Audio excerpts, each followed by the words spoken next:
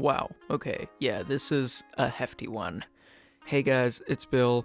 A few weeks ago, I asked you to pick a film to make a video on. From the title, you can tell what won. Thank you all to everyone that voted and gave their say. I'll be doing this more often because I want to get the community involved and I want to hear what you guys want to see. Alright, let's dive right into the Dunes. I don't know. Made in 1964 and based off the novel by Kobo Abe, Woman in the Dunes follows an entomologist, a studier of bugs, out in the Totori sand dunes of Japan. He's out looking for tiger beetles, he's hustling, he's hoping to make a name for himself, but alas, destiny has other plans. Instead, he finds himself in a Teshigahara film. To elaborate, the man suffers extreme psychological and sexual torture after being taken captive by the residents of a poor seaside village. Not the best weekend getaway, I'll say. A spoiler warning ahead, just to let everyone know. It's best to go into the film completely blind, that's what I did. But if you want to hear my analysis, what I've got to say, my 2 cents, then let's get to it. First off, I really can't emphasize how often my breath was taken away by the cinematography. Dude, this cinematography is beautiful.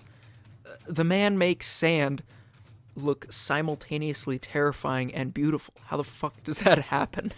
The sand is given so much substance that it's essentially the third main character of the film, following the man and the woman. The filmmakers give it a hypnotic and otherworldly presence, as if it's denying the man any form of escape, relishing in his torture. And on several occasions it looks like it toys with him, appearing almost like water dripping down to his rescue. Now, considering the sand, the fucking sand, a main character, just goes to show how little development the man and woman get. We don't even know their names. This gives the story an archetypal narrative, and that's probably why I've seen a lot of people describe their dynamic as a battle of the sexes. It's very interesting watching them interact. The woman doesn't necessarily like the man, nor does she acknowledge his pleas of escape. It's more so that she's been alone for so long that she'd appreciate any companion to help her with tending to her home in the pit. The man doesn't like the woman either, for obvious reasons. He's her prisoner, but immediately there's sexual tension between the two. And it reminds me of those what-if scenarios where there's only 2 people left in the world, but, there's 2 people left in a sandpit. That, or, an Adam and Eve storyline. And there's for sure going to be tension with a story like that. But in these characters' instance, it's never romantic. Far from, in fact. Sure, they have sex, but it's in a bestial nature. Same way we need water to survive, we need intimacy. No matter how intimate or gorgeous the cinematography attempts to make us feel, we're always on edge with the two. There's never a moment of trust or true companionship, or, if any, it's artificially manifested by the villagers and the sand. Or, in my eyes, the big brother. Now, immediately when finishing this film, it reminded me of 1984. The idea of being watched and trapped into a system where you work to survive is terrifyingly dreadful, and that's exactly what they do. The man is put into the sandpit to dig sand in the guise of protecting the woman's home. Of course, he doesn't want to do it and tries to escape. To no avail, he's trapped in this pit, forced to work.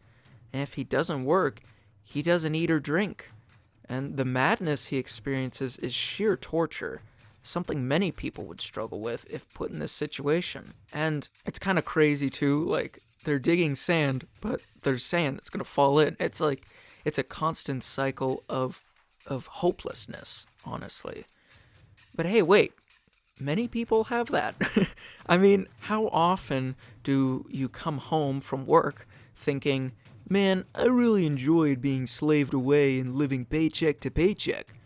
This is the life of most people, but put in a psychologically charged prison system, It's scary how accurate this depicts the average life of modern humans.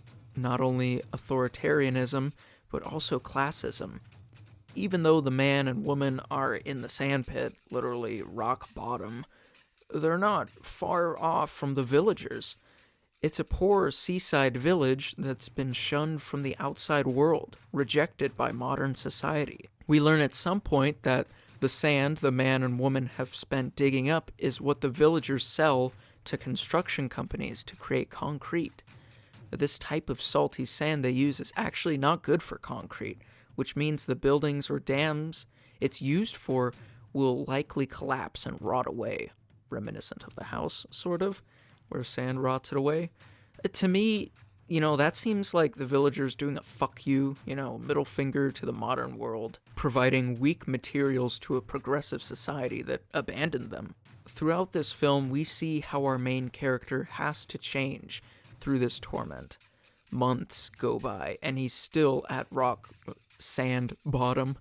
He hasn't attempted escape, and has adhered to the villagers' demands. He's gone from being the observer of jarred beetles to the jarred beetle being observed. Metaphorical jar, of course.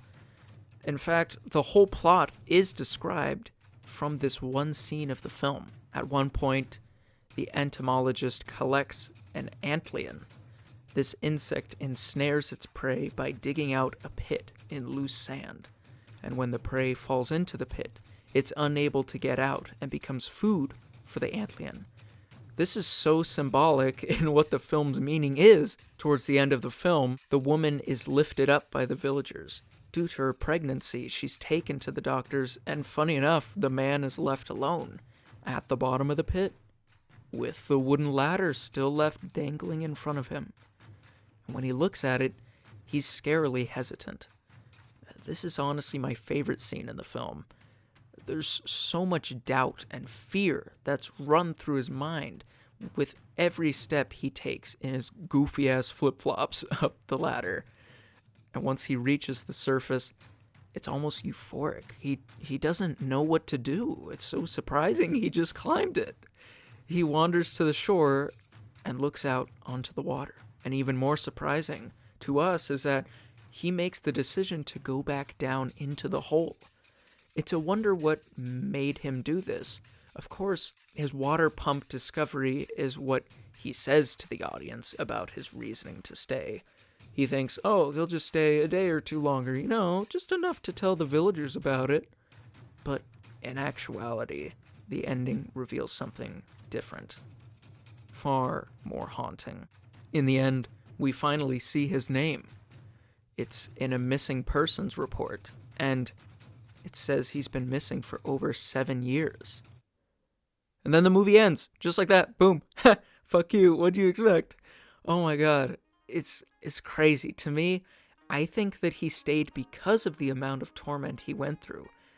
I think perhaps he succumbed to his captors, as if a sick form of Stockholm Syndrome's taken over him. Unless, maybe he does like being there, genuinely. Maybe he got used to his work, like the woman said he would, and formed a bond with the woman and villagers.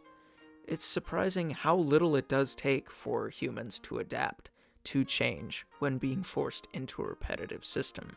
Also, he wanted to make a discovery, and he did. The water pump technology he thought up definitely brightened his mood.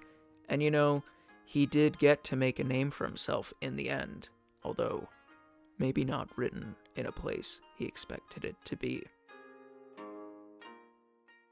Another great addition to the hopeless cinema genre. Woman in the Dunes, what a mystifying experience I had getting to understand it all. Thank you so much for watching. Please, hit the sub button. I don't know, I really want to make more videos like this. So, gotta get that community tab. And as soon as I do, you bet I'm gonna start posting polls. For now, though, look forward to my top 12 movies of 2021. I'm doing 12 because, I don't know, it's different from 10. And as well as my reactions to the Criterion announcements this month. That'll be exciting. Have a great day, everyone. And yeah, I hate sand.